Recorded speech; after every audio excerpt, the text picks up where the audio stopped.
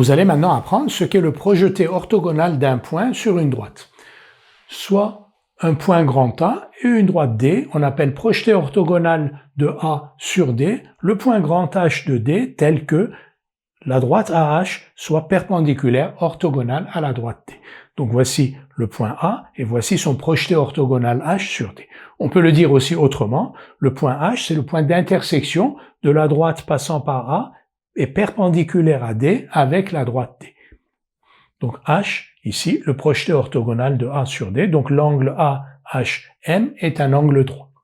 Une propriété de ce projeté orthogonal, si on considère un point grand M de D différent de H, alors la longueur AM est strictement supérieure à la longueur AH. Cela se démontre facilement. En effet, dans le triangle rectangle en H qui est AHM, on peut écrire, d'après le théorème de Pythagore, que AM carré égale MH carré plus AH carré.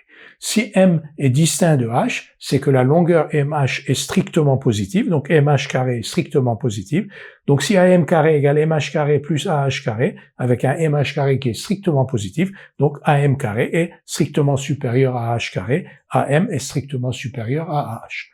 Ce que l'on voit aussi parce que AHM étant un triangle rectangle en H, l'hypoténuse AM est supérieure à chacun des deux autres côtés, donc AM est strictement supérieur à AH.